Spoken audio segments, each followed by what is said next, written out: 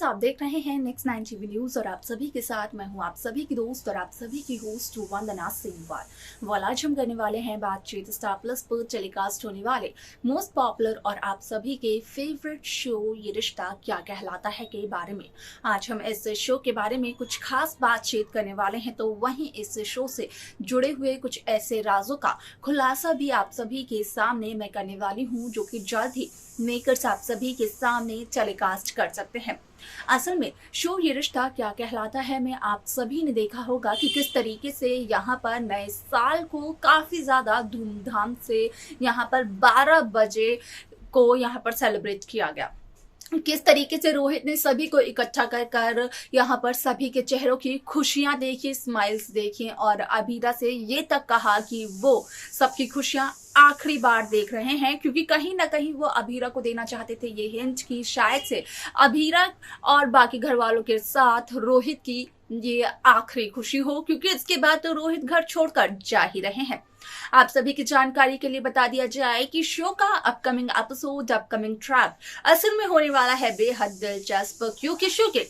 Upcoming episode, upcoming track को लेकर जो खबर सोशल मीडिया पर आ रही है, असल में उसके अकॉर्डिंग कहा यह जा रहा है कि दादिसा सालों से एक बहुत ही बड़े राज को छिपा रही हैं, जिसका कि सच आया यहाँ पर मनीष गोयनका के सामने। और जब मनीष गोयनका को सच्चाई का पता चला तो असल में मनीष के पैरों तले जमीन ही खिसक गई। स्टार प्लस पर टेलीकास्ट होने वाले मोस्ट पॉपुलर और आप सभी के फेवरेट शो ये रिश्ता क्या कहलाता है इन दिनों एक हाई वोल्टेज ड्रामे के साथ आगे बढ़ रहा है। इस शो के हाल के ट्रैक को तो सभी व्यूअर्स कर ही रहे होंगे फॉलो, तो वहीं शो का अपकमिंग एपिसोड, अपकमिंग ट्रैक भी होने वाला है बेहद दिलचस्प। असल में शो ये रिश्ता क्या कहलाता है में सभी दर्शकों ने देखा होगा कि किस तरीके से शो की पूरी कहानी बदलते हुए नजर आई,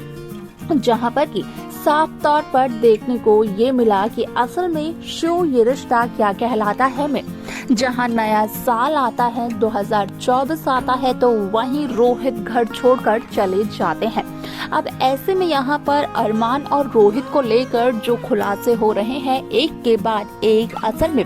वो काफी ज्यादा भयानक है, क्योंकि उन्हीं खुलासों से कहानी का ट्रैक भी आगे बढ़ता जा रहा है और मनीष और अबीरा के बीच की जो कनेक्शन की डोर है वो डोर भी कहीं ना कहीं साफ होती जा रही है।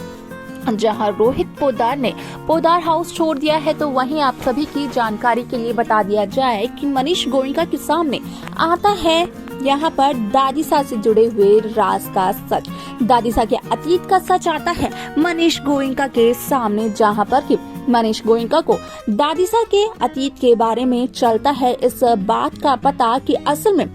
यहाँ पर अपने अतीत में दादिसा ने संजय के साथ मिलकर काफी कुछ ऐसा किया है जो कि नहीं करना चाहिए था दादिसा को।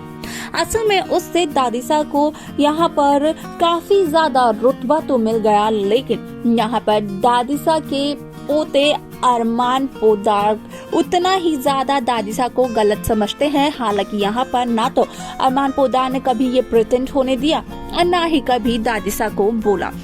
इसी ये वजह से तो यहाँ पर अरमान पोद्दार, साथ ही साथ अरमान पोद्दार के पिता माधव पोद्दार सिर्फ और सिर्फ सच्चाई और सही के लिए लड़ते हैं। दोनों में से किसी को भी झूठ के लिए लड़ना बिल्कुल पसंद नहीं है। अब ऐसे में आप सभी को बता दें कि मनीष को यहाँ तक इस बात का भी पता चलता है कि जब दादिसा की मौत हुई थी तो उस दौरान यहाँ पर दादिसा की फर्म को दादिसा ने संभाला था और दादिसा ने उस फर्म को ऊंचाइयों पर ले जाने के लिए गलत रास्ते का चयन किया,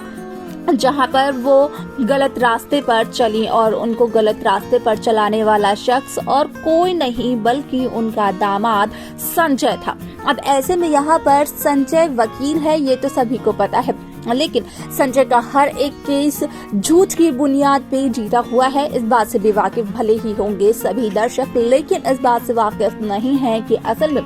संजय कहीं ना कहीं यहाँ पर कावेरी पोद्दार यानी कि दादिसा के अतीत में संजय कहीं ना कहीं एक ऐसा रोल निभा चुके हैं जो कि यहाँ पर एक दुश्मन भी निभाना नहीं चाहता है। असल में यहाँ पर भले ही संजय ने उस वक्त दादिसा को फर्म आगे बढ़ाने के लिए गलत रास्ते तक पहुँचाया हो, लेकिन यहाँ पर जो संजय की असल में जो मंशा थी वो मंशा यही थी कि किसी भी तरीके से दादिसा जिस फर्म को आगे बढ़ा रही हैं वहाँ पर दादिसा जब भी रुक जाए, जब भी दादिसा को थकान महसूस हो तो दादिसा अपना उत्तराधिकारी अपने पोतों को ना चुनकर बल्कि यहाँ पर फर्म की सारी जिम्मेदारी अपने दामाद संजय को दे। आपने ये भी देखा होगा कि संजय अपने बेटे कृष पर भी इतना ज्यादा विश्वास नहीं करते हैं, यहाँ तक कि अपने बेटे कृष और अपनी पत्नी काजल पर संजय हाथ तक उठाते हुए नजर आते हैं।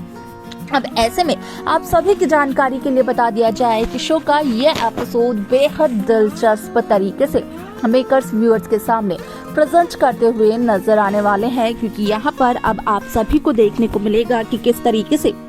शो का ये ट्रैक एक के बाद एक नई उलझनों को सुलझाते हुए नजर आएगा, जहां पर कि अक्षरा यानी कि अभीरा की मां का सच आएगा मनीष गोयनका के सामने, तो वहीं रूही और अरमान के रिश्ते का भी सच आएगा। लेकिन इसी के साथ साथ यहाँ पर पता चलने वाला है मनीष गोयनका को दादिसा के अतीत के बारे में, और इस सच्चाई को जानने के बाद मनीष गोयनका कहीं ना कहीं हो जाएंगे काफी ज्यादा हैरान, और वो अपने ही फैसले पर रिग्रेट करते हुए नजर आने वाले हैं कि आखिरकार रूही की शादी क्यों यहाँ पर दादिसा के घर में करवाई मनीष ने। लेकिन अब तो ये शादी हो चुकी है और रूही कौन सी साजिश को अंजाम दे रही है, जब इस बात का चलेगा मनीष को पता, तो कहीं ना कहीं एक बार फिर से लगेगा मनीष को झटका। वलस शो का आगे का ट्रैक क्या कुछ कहता है देखना होगा, वो बेहद दिलचस्प। तो आखिर ऐसा क्या राज है दादिसा का जिसे कि दादिसा सालों से छिपाते हुए नजर आ रही थी? जाने आप इस सवाल का जवाब हमारे साथ हमारे इस खास रिपोर्ट में। तो देखा आप सभी ने कि किस तरीके से शो ये रिश्ता क्या कहलाता है में यहाँ पर साफ तौर पर देखने को मिला कि असल में मनीष को साफ साफ पता चल जाता है कि यहाँ पर दादिसा के दामाद यानी कि संजय ने कहीं न कहीं दादिसा के साथ सालों पहले हाथ मिलाया था। यहाँ पर सालों पहले संजय ने दादिसा को वो राह दिखाई थी, जिसकी वजह से आज दादिसा के घर की फर्म इतनी ऊंची पोस्ट पे है, जो कि केवल और केवल झूठ की राह पर चली। अब ऐसे में इन सभी सारे राजों को जानने के बाद जो कि दादिसा से जुड़े हुए हैं, मनीष को क्या करना चाहिए, आप अपनी राय हमें बता सकते हैं कमेंट कर कमेंट सेक्शन में। शो की बाकी लेटेस्ट अपडेट्स को पाने के लिए आप सब्सक्राइब करना ना भूलें नेक्स्ट 9 टीवी न्यूज को।